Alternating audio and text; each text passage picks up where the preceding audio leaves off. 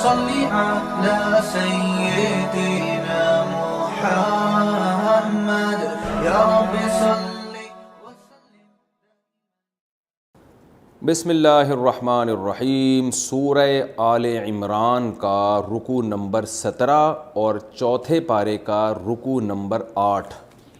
اس رکوع کا لفظی ترجمہ بھی کمپلیٹ ہو چکا تھا، اس کی مختصر گرامر بھی، اور اس کی تفسیر چل رہی تھی، اور اس آیت تک تفسیر پہنچی تھی وَمَا أَصَابَكُمْ يَوْمَ الْتَقَى الْجَمْعَانِ فَبِإِذْنِ اللَّهِ وَلِيَعْلَمَ الْمُؤْمِنِينَ، کہ غزوہ احد میں جو دو جماعتیں آپس میں جب ملاقات ہوئی تو اس وقت جو تمہیں مصیبت پہنچی وہ اللہ کے حکم سے، اور تاکہ اللہ مومنین کو جان لے، کیونکہ مصیبت کے وقت پتہ چلتا ہے کھرے اور کھوٹے کا.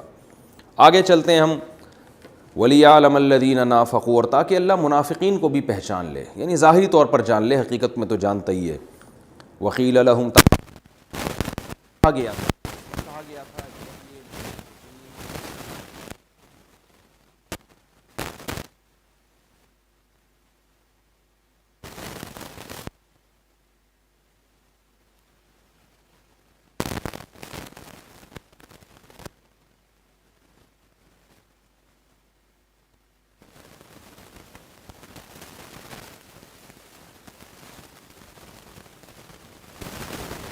جنگ میں اس چیز کی بڑی ویلیو ہے کہ آپ ایک جم غفیر لے کر جب جاتے ہیں تو دشمن پہ روب پڑتا ہے، دشمن اس کی وجہ سے حملہ کرنے سے ڈرتا ہے. تو ہم یعنی تکثیر سواد اسے کہتے ہیں، کہ آ کے کم از کم مجمع میں ہی کھڑے ہو جانا پیچھے، جس سے وہ سمجھے کہ بھائی ان کے پیچھے ایک اور لائن ہے جو ان کے ڈیفنس کے کام آئے گی. قالوا، تو یہ منافقین جواب میں کیا کہنے لگے تھے، لو نعلم قتالا، اگر ہم اس کو قتال سمجھتے، یعنی ڈھنگ کی لڑائی سمجھتے ہم اس کو، لتبعناکم، تو ہم تمہارے ساتھ آتے. یہ لڑائی تھوڑی ہے، تو خودکشی ہے، یہ تو لڑائی تھوڑی ہے. اللہ فرماتے ہیں ہم للکفر یومئذ اقرب منہم للایمان، اس طرح کی باتیں کر رہے تھے، یہ اس دن ایمان کی نسبت کفر کے زیادہ قریب تھے. دیکھیں منافق تو پورا کافر ہی ہوتا ہے، وہ ایمان اور کفر کے قریب اور یہ بیچ کی حالت نہیں ہوتی.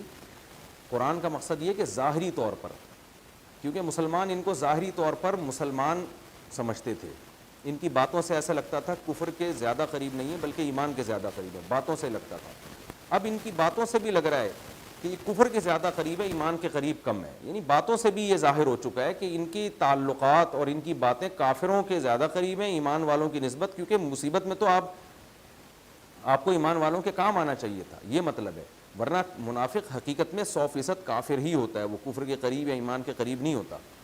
تو اللہ فرماتے جس دن یہ لوگ اس طرح کی باتیں کر رہے تھے اس دن یہ ظاہری طور پر کفر کے ایمان کی نسبت زیادہ قریب ہے، لیکن دل میں ان کے کیا ہے، یقولون بافواہہم ما لیس فی قلوبہم، اپنی زبانوں سے اپنے منہوں سے جو بات کر رہے ہیں وہ ان کے دل میں نہیں ہے. دل میں کیا ہے، وہ یہ ہے کہ جانا ہی نہیں تھا انہوں نے، چاہے یہ مسلمان تعداد میں زیادہ بھی ہوتے. ابھی تو مسلمان تعداد میں 3 گنا کم ہیں تو اس کو یہ خودکشی کہہ رہے ہیں، بالفرض 3 گنا زیادہ بھی ہوتے پھر بھی نہیں جانا تھا انہوں نے، یہ تو ایک بہانہ کر رہے ہیں. واللہ اعلم ما یکتمون، جو کچھ یہ دل میں چھپاتے ہیں اللہ اسے خوب جانتا ہے. الذین قالوا لاخوانہم، یہ وہ بدبخت لوگ ہیں جو اپنے بھائیوں سے کہتے ہیں، اپنے بھائیوں کے بارے میں کہتے ہیں. بھائی سے مراد جو ان کے رشتہ دار اور جو نفاق میں ان کے ساتھ تھے، کچھ منافقین چلے گئے تھے اور مارے گئے تھے، وہ جو ان کی باتوں میں آ گئے تھے، اور کچھ اس میں مسلمان بھی ہیں جن کو ان کا رشتے کے لحاظ سے بھائی ہو سکتا ہے بھائی کہا گیا ہو، یا کسی اور لحاظ سے ان کو بھائی کہا گیا ہو. تو بہرحال جو لوگ جہاد میں گئے ان کے بارے میں یہ کہہ رہے تھے، وقعدوا، اور خود پیچھے بیٹھ گئے تھے. کیا کہہ رہے تھے، لو اطاعونا ما قتلوا، ہماری بات مانتے تو نہ جاتے، ہم تو پہلے ہی کہہ رہے تھے لڑائی نہیں ہے تو خودکشی ہے، اور یہ چلے گئے اور مارے گئے، دیکھو. تو اللہ جواب میں کہتے ہیں قل، اے نبی آپ ان سے کہہ دیجئے، یہ جو پروپیگنڈا کر رہے ہیں نا ان سے کہہ دیجئے، فادرؤوا عن انفسکم الموت، تم اپنے آپ سے موت کو دور کر کے دکھا دو نا. وہ آج مر گئے کل تم مر جاؤ گے. تو تمہیں زندہ رہنے کا اگر اتنا ہی ہے کہ زندگی اور موت گویا تمہارے ہاتھ میں ہے، کہ تمہارے مشوروں پہ جو عمل کرے گا وہ زندہ بچے گا، جو تمہارے مشوروں کے خلاف چلے گا وہ مرے گا. اگر تمہارا یہ نظریہ ہے تو اپنی موت تو کوئی بھی نہیں چاہتا نا، تم اپنے آپ سے موت کو دور کر کے دکھاؤ. ان کنتم صادقین، اگر تم سچے ہو. ظاہر ہے اپنے آپ سے بھی تم موت کو دور نہیں کر سکتے، تو اس کا مطلب موت اور زندگی اللہ کے ہاتھ میں ہے. آگے اللہ فرماتے ہیں جو لوگ مر گئے ہیں غزوہ احد میں، یا ویسے ہی جو اللہ کی راہ میں قتل کر دیے گئے ہیں، تو یہ جو منافقین ان پر افسوس کر رہے ہیں، ہائے یہ کیا ہو گیا، ہائے یوں ہو گیا، تو ہائے ہوئے کرنے کی ضرورت نہیں ہے. اللہ نے شہداء کے بارے میں قیامت تک کے لیے ایک اصول بیان کر دیا، وَلَا تَحْسَبَنَّ الَّذِينَ قُتِلُوا فِي سَبِيلِ اللَّهِ أَمْوَاتًا، جو لوگ اللہ کے راستے میں قتل کر دیے جائیں ان کو ہرگز مردہ گمان بھی مت کرو، بل احیاء، بلکہ وہ زندہ ہیں، عند ربہم یرزقون، رب کے پاس ان کو رزق دیا جاتا ہے۔ زندہ ہیں کیا مطلب؟ قرآن مجید میں دوسرے مقام پہ اللہ نے اس کا مفہوم بیان کیا ہے جو ہم سورہ بقرہ میں پڑھ چکے ہیں، وَلَا تَقُولُوا لِمَن يُقْتَلُ فِي سَبِيلِ اللَّهِ أَمْوَاتٌ، فرمایا جو لوگ اللہ کے راہ میں قتل کر دیے جائیں ان کو مردہ مت کہو، وہ زندہ ہیں، وَلَٰكِن لَا تَشْعُرُونَ، مگر تمہیں شعور نہیں ہے۔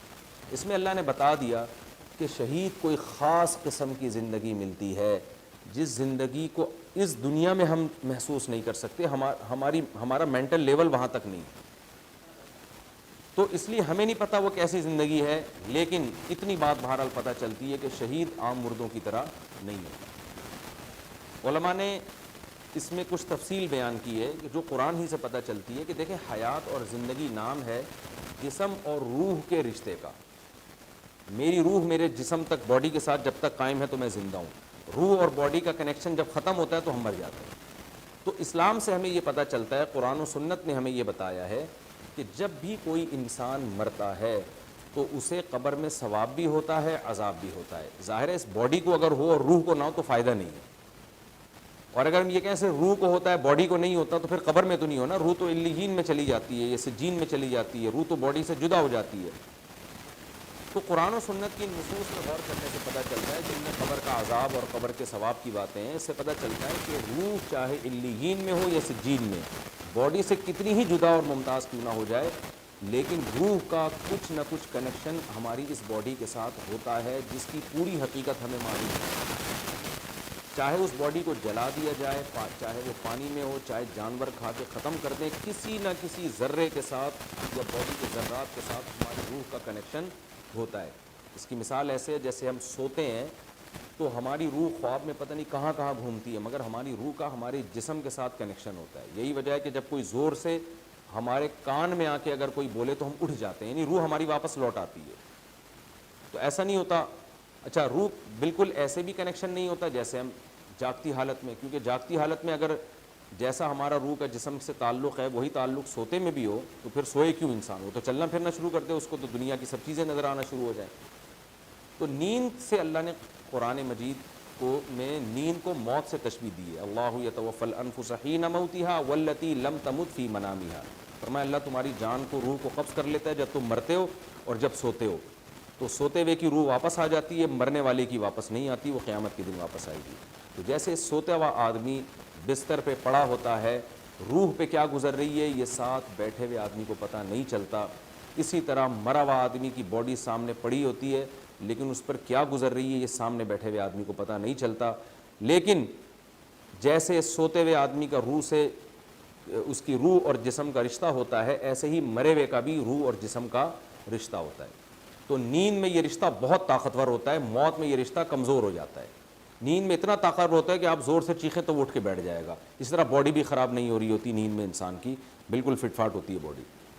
تو اب یہ خوب سمجھ لیں کہ ہمیں قرآن و سنت سے پتہ چلتا ہے کہ جب بھی کوئی دنیا سے جاتا ہے تو روح کا باڈی سے رشتہ کمزور تو ہوتا ہے مگر ختم نہیں ہوتا۔ اب جب قرآن نے کہا کہ شہداء زندہ ہوتے ہیں، اور زندگی کی ڈیفینیشن کیا ہے؟ روح اور باڈی کا کنیکشن، تو پتہ یہ چلا کہ شہداء کی روح کا ان کی باڈی کے ساتھ اتنا طاقتور رشتہ ہوتا ہے جتنا طاقتور رشتہ ایک عام مسلمان کا نہیں ہوتا۔ تو اس لیے علماء نے درجات بیان کیے کہ سب سے کمزور رشتہ کافر کا ہوتا ہے اپنی روح کے ساتھ مرنے کے بعد، پھر کچھ طاقتور رشتہ ہوتا ہے مسلمان کا، پھر ان کے علماء اور صلحاء کا، اور پھر شہداء کا، اور شہداء سے بھی زیادہ طاقتور رشتہ ہے پیغمبروں کا۔ تو پیغمبروں کے دنیا سے جانے کے بعد ان کی روح کا ان کی باڈی کے ساتھ بہت طاقتور رشتہ ہوتا ہے۔ یہی وجہ ہے کہ اسی وجہ سے پیغمبروں کو کہا جاتا ہے کہ وہ اپنی قبروں میں زندہ ہیں، اس وجہ سے کہ ان کی روح کا ان کی باڈی کے ساتھ کنیکشن بہت زیادہ یعنی طاقتور ہوتا ہے۔ حالانکہ پیغمبروں پر بھی موت واقع ہوتی ہے لیکن ان کو زندہ اس لیے کہا جاتا ہے کہ ان کی روح کا ان کے جسم کے ساتھ شہیدوں سے بھی زیادہ طاقتور رشتہ ہوتا ہے۔ یہی وجہ ہے کہ پیغمبروں کا جسم کبھی بھی خراب نہیں ہوتا، جیسے کہ ہم نے بہت سے شہداء دیکھے ان کی باڈی خراب نہیں ہوتی، اور پیغمبر کی قبر کے قریب کھڑے ہو کر ہم سلام پڑھتے ہیں تو آپ صلی اللہ علیہ وسلم صحیح حدیث میں ہے کہ بنفس نفیس اس کو سنتے ہیں. تو یہ مطلب ہے اس کا. تو اب اللہ نے بھی شہداء کو موت کے بعد جو حیات دی ہے وہ بھی بہت طاقتور. کیا مطلب؟ ان کی روح اور ان کی باڈی کا کنیکشن بہت زیادہ طاقتور ہوتا ہے. اس سے زیادہ ہمیں حقیقت معلوم نہیں ہے، کیونکہ قرآن کہہ رہا ہے وَلَٰكِن لَا تَشْعُرُونَ، تمہیں پورا شعور ان باتوں کا نہیں ہے.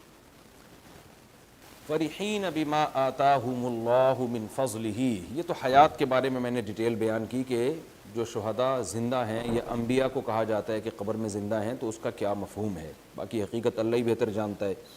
فَرِحِينَ بِمَا آتَاهُمُ اللَّهُ مِنْ فَضْلِهِ، فرمائے یہ شہداء خوش ہوتے ہیں ان نعمتوں پر جو اللہ نے ان کو اپنے فضل سے عطا کی ہیں. یہ منافقین تو کہہ رہے ہیں کہ ہائے یہ ہو گیا وہ ہو گئے، تو اللہ فرماتے ہیں ان کی تو حالت یہ ہے کہ وہ خوش ہوتے ہیں. وَيَسْتَبْشِرُونَ بِالَّذِينَ لَمْ يَلْحَقُوا بِهِم مِّنْ خَلْفِهِمْ، اور جو لوگ ان کے پیچھے ہیں جو ابھی تک ان کے ساتھ ملے نہیں ہیں، یہ شہداء اپنے ان ساتھیوں کے بارے میں بھی سوچ کے خوش ہوتے ہیں. کیا خوش ہوتے ہیں؟ اللہ خوف علیہم ولا هم يحزنون، کہ ان پر نہ کوئی خوف ہوگا اور نہ یہ غمزدہ ہوں گے. انسان کو جس سے محبت ہوتی ہے تو اس کی خوشی پہ خوش ہوتا ہے، اس کے غم پہ غمزدہ ہوتا ہے.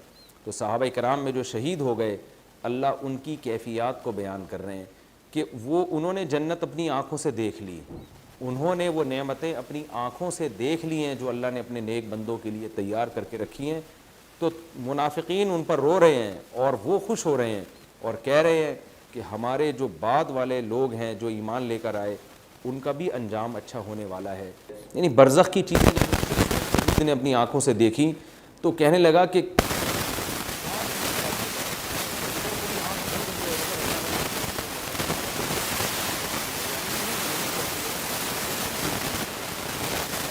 خود کہ ان شہداء کی ہوئی ہے جو وہاں جانے کے بعد یہ سوچ رہے ہیں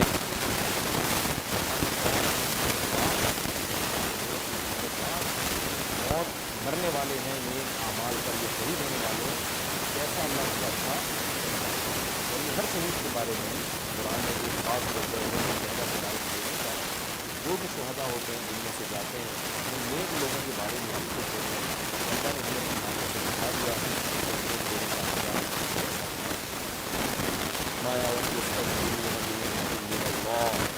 یہ اللہ کی نعمت پر خوش ہوتے ہیں، وہ فضل اور اللہ کے فضل پر. وَأَنَّ اللَّهَ، اور اس بات پر خوش ہوتے ہیں کہ لَا يُضِيعُ أَجْرَ الْمُحْسِنِينَ، اللہ ایمان والوں کو اجر.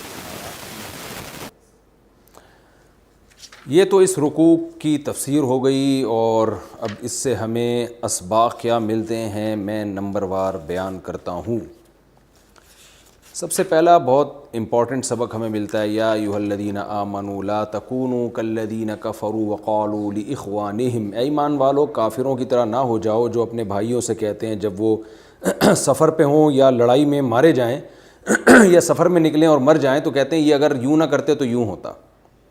اس سے ہمیں تقدیر پر ایمان کا پتہ چلتا ہے کہ مسلمان ڈپریشن میں نہیں جاتا، وہ کام کرنے سے پہلے 100 دفعہ سوچتا ہے، لیکن جب سوچنے کے بعد آپ نے کچھ کیا اور اس کا رزلٹ غلط نکلا تو کیا کہا جائے گا؟ واللہ یحیی و یمیت، بھئی اللہ ہی ہے جو موت اور زندگی دیتا ہے، نفع نقصان کا مالک اللہ ہے، اللہ نے ہمارے مقدر میں یہی لکھا تھا. تو یہ تقدیر کا عقیدہ اور تقدیر پر ایمان یہ بہت ساری ٹینشنوں سے انسان کو بچاتا ہے. رسول اللہ صلی اللہ علیہ وسلم نے فرمایا وَعْلَمْ أَنَّ مَا أَصَابَكَ لَمْ يَكُنْ لِيُخْطِئَكَ، یقین کر لو جو تمہیں مصیبت پہنچی ہے ایسا ہو ہی نہیں سکتا تھا کہ وہ نہ پہنچے، اور جو تمہیں چیز نہیں ملی تو یہ ہو ہی نہیں سکتا تھا کہ وہ نعمت تمہیں مل جائے. رفعت الاقلام وجفت الصحف، فرمایا کہ تقدیر کا قلم اللہ نے اٹھا کے رکھ دیا ہے اور صحیفوں کی سیاہی خشک ہو چکی ہے. اسی طرح نبی صلی اللہ علیہ وسلم نے فرمایا صحیح حدیث میں ہے کہ لو کا جو کلمہ ہے نا یہ شیطان کا کلمہ ہے. لو کا معنی اگر، ہم جو کام کے بعد کہتے ہیں نا اگر یوں کر لیتے تو یوں ہو جاتا، اگر یوں نہیں کرتے تو یوں ہو جاتا، بس جو ہو گیا سو ہو گیا، یہی ہونا تھا. ہاں عبرت کے لیے آئندہ نصیحت کے لیے سوچ سکتے ہیں آپ کہ بھئی اس دفعہ یوں کیا تھا تو یوں ہوا تھا، لہذا ہم اس سے سبق ملتا ہے کہ آئندہ ہم یوں نہیں کریں گے تاکہ یہ نہ ہو. تو عبرت کے لیے تو سوچا جا سکتا ہے، افسوس کے لیے کہ کاش یہ کر لیتے، یہ شیطان کا کلمہ ہے، اس سے ہمیں اجتناب کرنا چاہیے.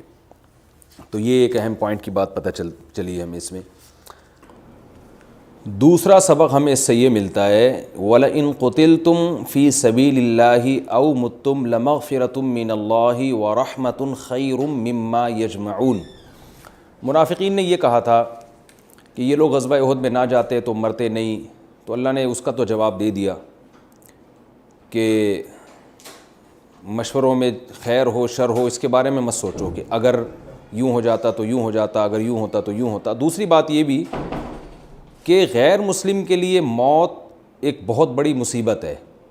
ہمیں اس آیت سے یہ سبق ملتا ہے کہ مسلمان کے لیے موت کوئی بڑی مصیبت نہیں ہے، اس لیے مسلمان موت سے بچنے کی کوشش کرتا ہے مگر زندگی پر حریص نہیں ہوتا۔ یہ جو حرص ہے نا حیات کی، بے انتہا لالچ، زندہ رہنے کا شوق، یہ اسلام میں کوئی پسندیدہ کام نہیں ہے۔ دو وجہ سے پسندیدہ نہیں ہے، ایک تو یہ کہ موت ہمیں فنا نہیں کرتی ہے، دوسری بات یہ کہ موت جو ہے یہ موت اور زندگی حقیقت میں اللہ کے ہاتھ میں ہے۔ جب ایک انسان کو پتہ ہوتا ہے کہ نتیجہ اللہ کے ہاتھ میں ہے تو وہ اسباب میں اعتدال سے کام لیتا ہے، غلو نہیں کرتا۔ اس کی میں آپ کو ایک مثال دیتا ہوں کہ جیسے فقہاء نے ایک مسئلہ بیان کیا ہے کہ وہ اسباب جن پر نتائج لازمی مرتب ہوتے ہیں ان اسباب کا اختیار کرنا فرض ہے۔ جیسے ہمیں اگر بھوک لگتی ہے تو ہمیں پتہ ہے کہ جب تک کھانا نہیں کھائیں گے پیٹ نہیں بھرے گا، اللہ کی عادت یہی ہے۔ تو اگر کوئی شخص کھانا نہیں کھائے اور وہ مر جائے تو اسے خودکشی کا گناہ ملے گا۔ وہ یہ نہیں کہہ سکتا کہ جی میں نے اللہ پہ توکل کیا تھا، میں نے تو کھانا نہیں کھایا، اللہ نے اپنی قدرت سے میرا پیٹ بھر دیتا، تو یہ نہیں، کیونکہ اللہ کہے گا میں نے آج تک کبھی کسی کا پیٹ ایسے نہیں بھرا ہے، جس کا بھی پیٹ بھرا ہے اس نے روٹی کھائی ہے تو پیٹ بھرا ہے۔ تو ایسے اسباب اختیار کرنا جن پر نتیجہ لازمی نکلتا ہے، اللہ کی عادت ہے، تو ان اسباب کا اختیار کرنا فرض ہے اسلام میں۔ ان میں آپ یہ نہیں کہہ سکتے کہ میں اللہ پہ توکل کر رہا ہوں۔ دوسرے وہ اسباب ہوتے ہیں جن پر کبھی کوئی رزلٹ نکلتا ہے، کبھی نہیں بھی نکلتا، زیادہ تر نکلتا ہے، جیسے کہ بیماری میں علاج۔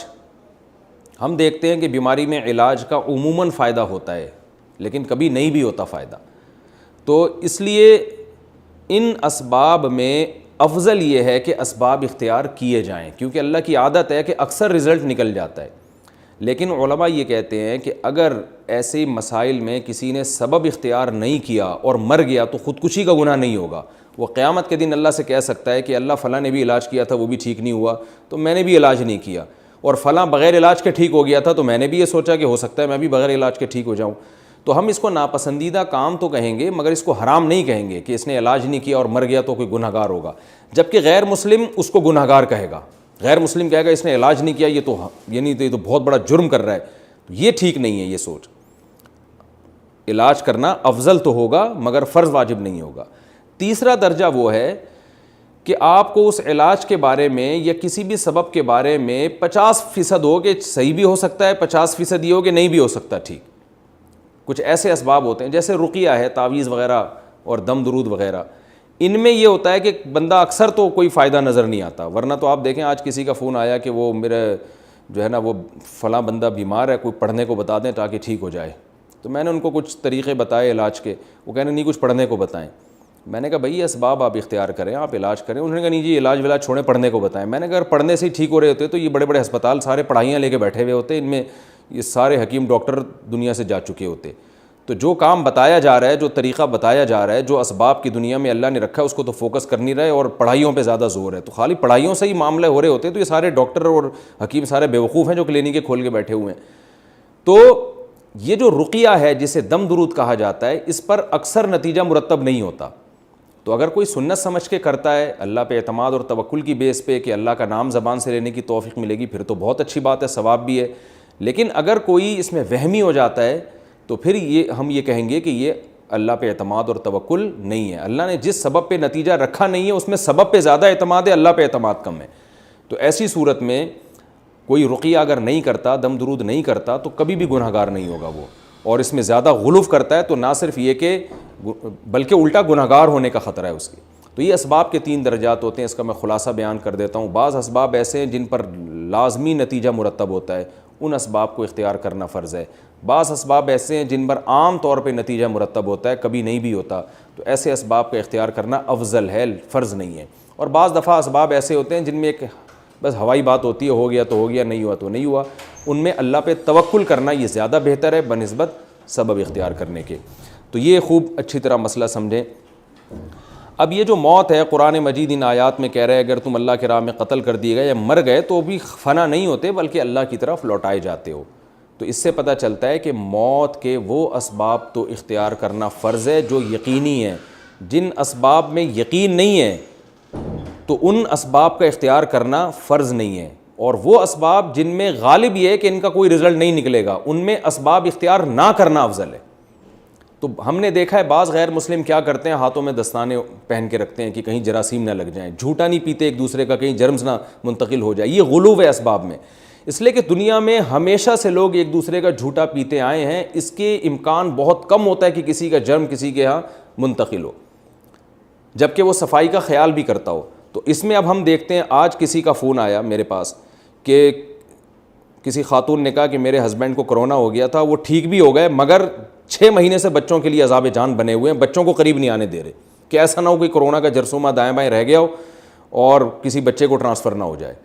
تو یہ جو غلو ہے کہ آپ ایک ہی گھر میں رہتے ہوئے اتنی احتیاط اتنے طویل عرصے تک نہیں کر سکتے, ایسے موقع پر آپ پر فرض ہے کہ آپ اللہ پہ اعتماد اور توکل کریں کہ بھائی موت زندگی اللہ کے ہاتھ میں, ہم کوئی وہمی تھوڑی بننا ہے. ہم نے ایک صاحب کا یہاں تک آیا کہ پڑوس میں کرونا ہوا ہے اور انہوں نے اپنے گھر کے دروازوں کے نیچے جناب وہ چادروں سے نا وہ سوراخ بھی بند کر دیے. میں نے کہا یہ کرونا سے مرے نہ مرے سانس گھٹنے سے ہی مر جائے گا یہ. تو اتنے وہمی لوگ بھی ہیں. تو یہ غیر مسلموں پہ تو یہ باتیں سوٹ کرتی ہیں کیونکہ وہ زندگی کے حریص ہوتے ہیں, چاہت نہیں ہوتی بلکہ حرص اور لالچ ہوتی ہے زندہ رہنے کی. تو لالچ میں تو انسان دوسروں کی جیبوں سے بھی پیسے نکال لیتا ہے. تو یہاں بھی غیر مسلم میں اور مسلمان میں فرق ہونا چاہیے. مسلمان زندگی کی کوشش کرتا ہے اعتدال کے ساتھ, خوراک پہ تھوڑی توجہ دے گا, ایکسرسائز کر لے گا اور ایسی خوراکیں نہیں کھائے گا جو عام طور پہ لوگوں کو بیمار کرتی ہیں. کسی بیمار کا جھوٹا پینے سے تھوڑا احتیاط کر لے گا اگر اس کو یہ خطرہ ہو, لیکن نارمل صحت مند آدمی جو صفائی کا خیال کرتا ہو اس کے جھوٹے سے کسی کو گھن آتی ہو تو ایک الگ بات ہے, لیکن وہ بیماری کی وجہ سے نہیں بچے گا. اس کو پتہ ہے بھائی جھوٹا پینے سے کچھ بھی نہیں ہوتا, اور مسافہ بھی کر لے گا بغیر دستانے کے. اور اگر آپ کو اللہ نہ کرے کورونا ہو گیا اور آپ ٹھیک ہو گئے تو بچوں سے اپنے گھر میں رہتے ہوئے گلے بھی ملے گا. بھائی اب یہ احتیاط نہیں ہو سکتی گھروں کے اندر. تو نبی صلی اللہ علیہ وسلم نے جہاں یہ حکم دیا کہ کوڑ کے مریض سے دور رہو, وہاں آپ نے ضرورت کے وقت کوڑ کے مریض کے ساتھ کھانے کی اجازت بھی دی ہے, دعائیں پڑھ کے کہ یہ دعا پڑھ لو, اللہ پہ توکل کرو. تو ان میں ہمیں یہ فرق کرنا پڑے گا کہاں ضرورت ہے کہاں ضرورت نہیں ہے, کہاں زندگی سے بچنے کی حرص ہو رہی ہے اور کہاں زندگی کی خواہش ہو رہی ہے. یہود کے بارے میں قرآن نے کہا کہ یود احدہم لو یعمر الف سنہ, ان میں سے ہر ایک یہ چاہتا ہے کہ 1000 سال یہ زندہ رہے. تو اس لیے وہ 1000 سال زندہ رہنے کے لیے جو کچھ جتن کر سکتا ہے کرتا ہے. جبکہ ہم دیکھتے ہیں انس بن مالک رضی اللہ تعالیٰ عنہ فرماتے تھے, صحیح حدیث ہے کہ میری عمر اتنی ہو گئی ہے کہ مجھے زندہ رہتے ہوئے شرم آنے لگی ہے. تو زندہ رہنے کی کوشش تو ان نے بھی کی ہوگی لیکن موت کے لیے بھی ذہنی طور پر تیار تھے.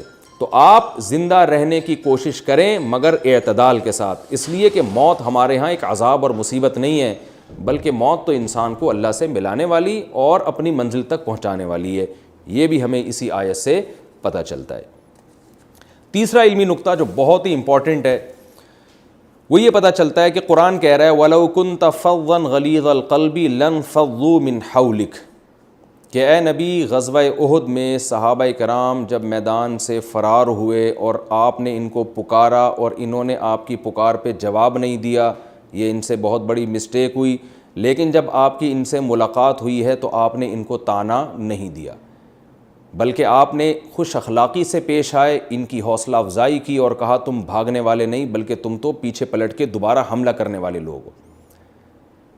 تو اس سے ہمیں پتہ چلتا ہے کہ لیڈر کے اندر, قوم کے مقتدا اور رہبر کے اندر یہ صفت ہونی چاہیے کہ وہ اپنے ماتحتوں کی رعایت کرے, وہ مخلص اور منافق میں فرق کرے. آپ صلی اللہ علیہ وسلم یہ بات جانتے تھے کہ اگر یہ میدان احد میں فرار ہوئے ہیں تو لڑے بھی تو یہی لوگ ہیں, مدینہ سے میرے ساتھ چلے بھی یہی لوگ ہیں. تو ان کی اس خوبی کو بھی دیکھنا چاہیے ہمیں, نہ یہ کہ صرف اس خامی کو لے کے ہم بیٹھ جائیں. جن لوگوں کی طبیعت میں فتنہ اور فساد ہوتا ہے وہ کسی کی خامیوں کو ڈھونڈ ڈھونڈ کے تلاش کر کے اس کو رسوا کرنے کی کوشش کرتے ہیں, لیکن جن لوگوں کی طبیعت میں پازیٹیوٹی ہوتی ہے, مثبت سوچ ہوتی ہے, وہ پلس مائنس کرتے ہیں, خامیاں اور خوبیوں کو پلس مائنس کر کے رزلٹ نکالتے ہیں. حاتم ابن ابی بلتعہ رضی اللہ تعالیٰ عنہ سے ایک بہت بڑی غلطی ہوئی تھی جو جنگی ایک جرم سمجھا جاتا ہے, بغاوت سمجھا جاتا ہے. وہ کیا جرم ہوا کہ حضرت نبی صلی اللہ علیہ وسلم کا ارادہ ہوا مکہ پہ حملہ کرنے کا, اور آپ نے اس راز کو فاش نہیں کیا, لیکن حاتب ابن ابی بلتع رضی اللہ تعالیٰ عنہ نے نبی کا راز فاش کر دیا اور اہل مکہ کو جا کے بتا دیا، وہ ایک پرچہ لکھ کے بھیج دیا کہ بھئی یہ نبی جو ہے مکہ پہ حملہ کرنے والے ہیں۔ اب آپ بتائیں دنیا میں کسی فوج میں کوئی فوجی یہ جرم کرے تو فوراً اس کی سزا قتل ہوتی ہے، کورٹ مارشل ہوتا ہے کہ تم نے یہ راز فاش کیسے کر دیا۔ لیکن جب حضرت حاتب ابن ابی بلتع گرفتار ہوئے، صحابہ نے حکم دیا کہ ان کی گردن اڑائی جائے، آپ نے فرمایا نہیں، یہ بدری صحابی ہیں۔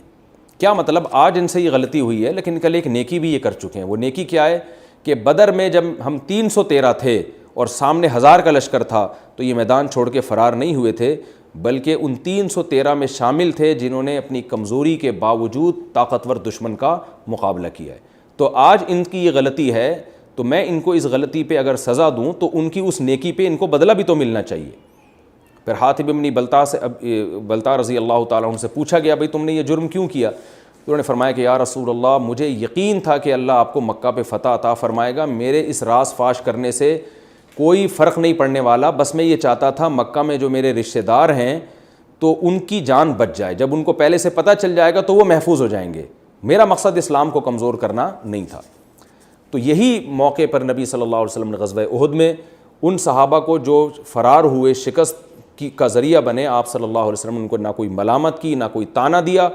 اور قرآن کا بھی انداز دیکھیں، قرآن جہاں ان کو یہ کہتا ہے کہ یہ تمہاری غلطی سے شکست ہوئی ہے، وہاں ان کو حوصلہ بھی دلاتا ہے کہ شکست میں بھی حکمتیں ہیں، یہ شکست بھی اللہ کی طرف سے مقدر تھی۔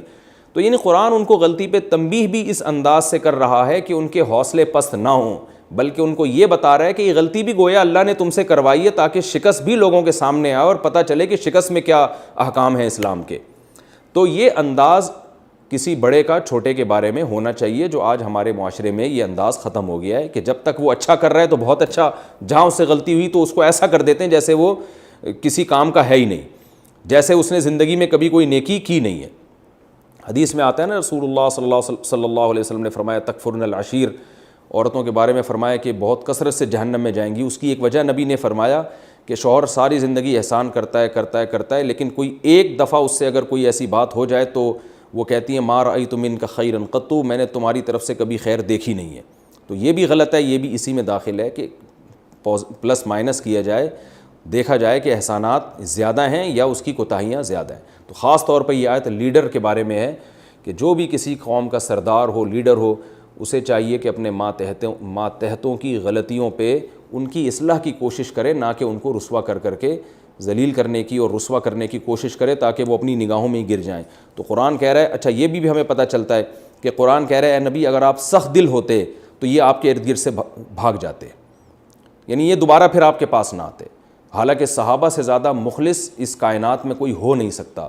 تو بد اخلاقی اتنا بڑا ایک جرم ہے کہ بد اخلاقی کی وجہ سے آپ اپنے مخلص ترین ساتھیوں کی صحبت سے محروم ہو سکتے ہیں، کیونکہ قرآن خود ہی یہ بات مختلف مضامین میں بیان کرتا ہے کہ محمد صلی اللہ علیہ وسلم کو جیسے ساتھی ملے ایسے ساتھی اس کائنات میں کسی کو نہیں ملے۔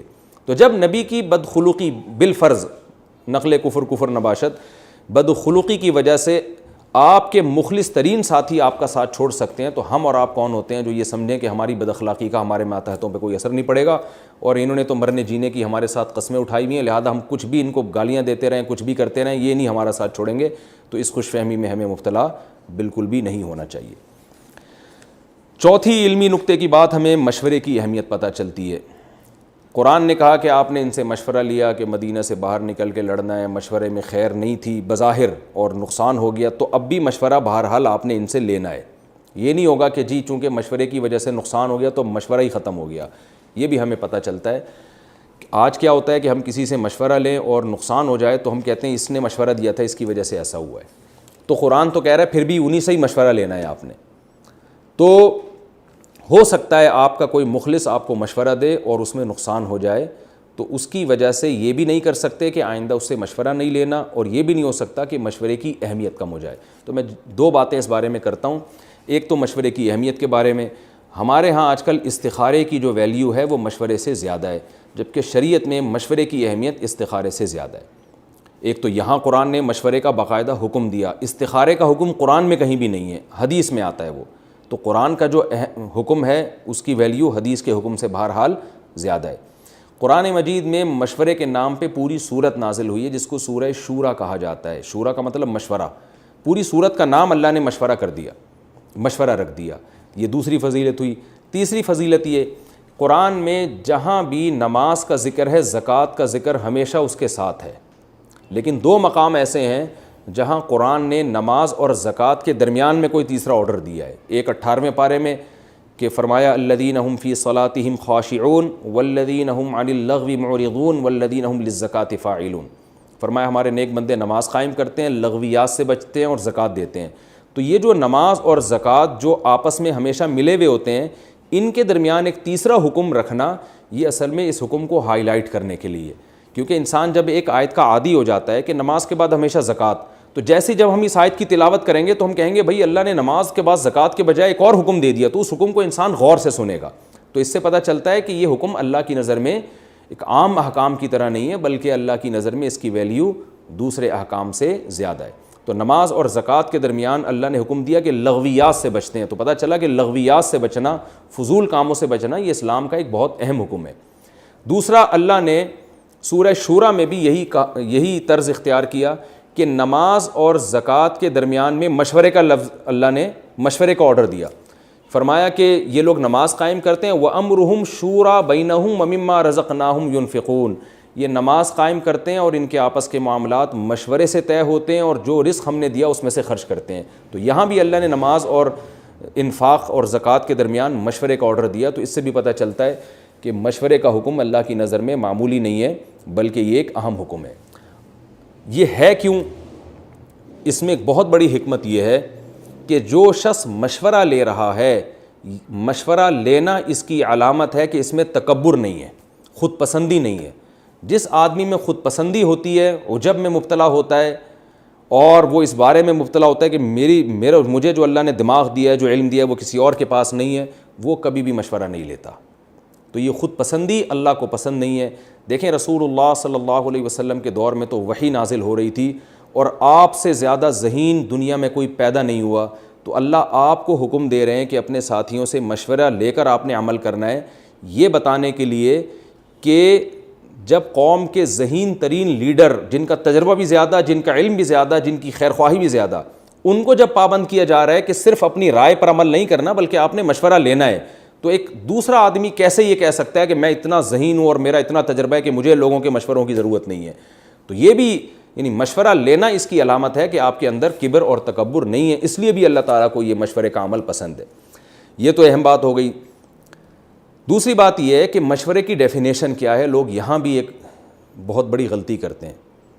مشورے کی ڈیفینیشن یہ نہیں ہے کہ دوسرے کی رائے پر عمل کیا جائے، یہ ہرگز نہیں ہے. مشورے کی ڈیفینیشن یہ ہے کہ دوسروں سے رائے لی جائے. عمل کرنا نہ کرنا وہ لیڈر کا کام ہے. تبھی قرآن کیا کہہ رہا ہے؟ شاورہم فی الامر، آپ ان سے مشورہ لیں کسی بھی معاملے میں. فَإِذَا عَزَمْتَ، یہ نہیں ہے کہ فَإِذَا عَزَمْتُم، جب تمہاری پوری مشاورتی کونسل کوئی ارادہ کر لے، نہ مشورہ آپ نے سب سے لینا ہے. اذا عزمت، لیکن جب اے نبی آپ کسی چیز کا ارادہ کر لیں، تو یہ ارادے کی نسبت نبی کی طرف کی گئی ہے. کیا مطلب؟ اور عزم کہتے ہیں مضبوط ارادے کو. یعنی مشورہ آپ نے سب سے لینا ہے لیکن رائے آپ نے قائم کرنی ہے، ایک رائے. اور اس میں اللہ نے یہ بھی نہیں کہا کہ وہی رائے ہوگی جو مشورہ دینے والوں کی رائے ہے.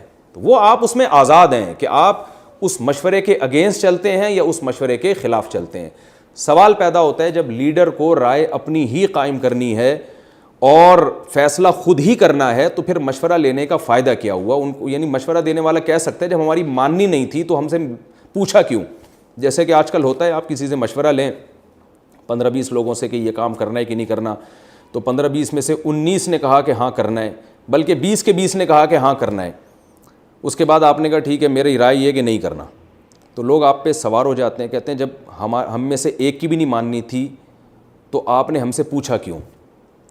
یہ ایک بہت بڑا یعنی مشورہ لینے والے پہ سوال کیا جاتا ہے، اعتراض کیا جاتا ہے. اس کا جواب یہ ہے کہ مشورے کا مقصد ہرگز یہ نہیں ہے کہ مشورہ دینے والوں کی رائے پر عمل کیا جائے.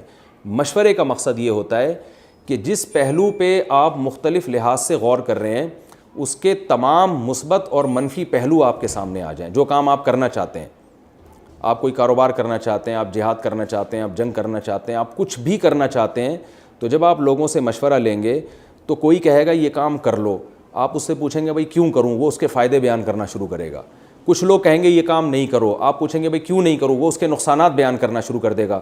تو آپ کے پاس اس کام کے بہت سارے مثبت اور بہت سارے منفی ایسے پہلو آ جائیں گے جن کی طرف آپ کا ذہن نہیں گیا ہوگا. تو ان مثبت اور منفی پہلوؤں کو پلس مائنس کر کے رزلٹ آپ نے نکالنا ہے, فیصلہ آپ نے کرنا ہے. تو اس کا یہ فائدہ ہوگا. ہمارے ہاں دو غلطیاں ہوتی ہیں مشورے میں. ایک یہ کہ مشورہ دینے والا یہ سمجھتا ہے کہ اب میں مختار ہوں, جو میں کہوں گا اس پر لازمی اس نے عمل کرنا ہے, اگر عمل نہیں کرنا تو مجھ سے پوچھنے کی بھی اس کو اجازت نہیں ہے. یہ پہلا فالٹ ہے. دوسری بات یہ کہ مشورہ لینے والا بھی اس حماقت میں مبتلا ہوتا ہے. وہ یہ سمجھتا ہے جو یہ کہہ رہا ہے تو اللہ نے مجھے اس سے مشورہ لینے کا حکم اس لیے دیا ہے کہ میں اب اس کی رائے پر لازمی عمل بھی کروں گا. تو یہ دونوں باتیں 100% غلط ہیں. امیر کی یہ ذمہ داری ہے کہ مشورہ سب سے لے. سب سے میری مراد کیا ہے وہ میں بھی بتاتا ہوں. مشورہ سب سے لے لیکن رائے پر اپنی عمل کرے. صحابہ کے دور میں ایسا بہت دفعہ ہوا کہ تمام لوگوں کی رائے ایک طرف تھی مگر امیر کی رائے بالکل اس کے اپوزٹ تھی. اور یہ بہت ہوا ہے صحابہ کے دور میں, تابعین کے دور میں ہوتا رہا ہے. اور سمجھدار لوگ آج بھی اس پر عمل کرتے ہیں کہ وہ سنتے سب کی ہیں, کرتے مگر اپنی ہیں. سنتے اس لیے سب کی ہیں تاکہ اس پہلو کے تمام مثبت اور منفی پہلو آپ کے سامنے آ جائیں. تو ایک بات تو یہ ہو گئی. دوسری بات یہ کہ مشورہ ہر ایک سے نہیں لیا جاتا.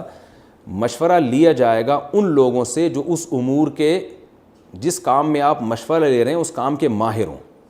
جیسے لوگ مجھے فون کرتے ہیں کہ جی مفتی صاحب یہ بزنس کرنا چاہتا ہوں, آپ کا کیا مشورہ ہے؟ بھائی مفتی صاحب بیچارے کو کیا پتہ, آپ کاروبار کر رہے ہو, آپ بھینسوں کا کاروبار کر رہے ہو. تو ہم نے تو زندگی میں کبھی ایک بھینس پالی بھی نہیں ہے. تو یہ حماقت اور بیوقوفی ہے کہ آپ ایسے آدمی سے مشورہ لے رہے ہو جس نے کبھی زندگی میں ایک بھینس بھی نہیں پالی اور آپ پورے بھینسوں کے کاروبار کا مشورہ لے رہے ہو اس سے. لوگ کہتے ہیں اس سے مشورہ جو نیک آدمی ہے. اتنا کافی نہیں ہے. آپ نے مشورہ اس سے لینا ہے جو اس فیلڈ کا ماہر ہے. اگر ماہر نہیں ہے تو اس سے بالکل بھی مشورہ نہیں لینا, ٹائم ویسٹنگ ہے. اور ہو سکتا ہے وہ الٹے سیدھے مشورے دینا شروع کر دے آپ.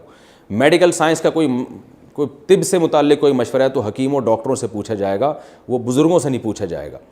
تو شریعت کے بارے میں کچھ مشورہ ہے تو وہ علماء سے پوچھا جائے گا. تو یہ بھی ایک بہت بڑی مسٹیک ہے جو ہمارے معاشرے میں آج لوگ کرتے ہیں کہ جس سے مشورہ نہیں لینا اس سے لے رہے ہوتے ہیں, جس سے لینا ہے اس سے نہیں لے رہے ہوتے. تیسری بات یہ کہ مشورہ ہمیشہ اس سے لیا جائے گا جو آپ کا خیر خواہ ہو اور اس کے بارے میں غالب گمان یہ ہو کہ میں اگر یہ کام کرتا ہوں تو اس کے مفاد پہ زد نہیں پڑے گی. اس کی ایک سادہ سی مثال میں دیتا ہوں. لوگ اپنی بیٹی کے ہونے والے شوہر کے بارے میں اپنے داماد سے مشورہ لے رہے ہوتے ہیں. اب آپ مجھے بتاؤ, آپ کا داماد یہ چاہے گا کہ اس گھر میں اس سے اچھا داماد آ جائے؟ عام طور پر انسان اس چیز کو قبول نہیں کرتا. وہ چاہے گا کہ بھئی میں ایسا مشورہ دوں کہ کم از کم میرے برابر یا مجھ سے نیچے آدمی آئے اس بارے میں. یہ ہوتا ہے, سب نہیں ایسا کرتے. جو میرا بیان آڈیو اس وقت ویڈیو سن رہے ہیں ان کے علاوہ کی بات کر رہا ہوں. لیکن مظنہ تہمت تو ہے نا. یوسف علیہ السلام کے جو سوتیلے بھائی تھے, یوسف علیہ السلام کو جب خواب آیا کہ میں نے اتنا اچھا خواب دیکھا ہے, تو سوتیلے بھائیوں میں اکثر جیلسی, حسد ہوتا ہے. تو یعقوب علیہ السلام نے کہا یہ خواب اپنے سوتیلے بھائیوں کو مت سنانا, وہ کوئی اچھا مشورہ نہیں دیں گے, نہ اچھی تعبیر نکالیں گے, وہ جیلسی کا شکار ہو جائیں گے. تو سوتیلے پن کی وجہ سے, تو اس سے میں پتہ چلا, حالانکہ وہ نیک تھے, پیغمبر کی اولاد میں سے تھے, توحید پرست تھے. تو اس سے پتہ چلتا ہے کہ کسی ایسے سے مشورہ لینا جس کے بارے میں یہ خطرہ ہو کہ وہ آپ سے حسد کرے گا یا جیلسی کا شکار ہوگا یا اس کے مفاد پہ زد پڑے گی اگر آپ کو وہ اچھا مشورہ دے دے, تو ایسے آدمی سے بھی مشورہ نہیں لینا چاہیے. نیوٹرل انسان سے مشورہ لینا چاہیے کہ آپ کے کاروبار میں ترقی یا آپ کی نالج میں ترقی یا آپ کی صحت میں ترقی سے اس کی صحت پہ یا اس کے بزنس پہ کوئی اثر نہ پڑ رہا ہو.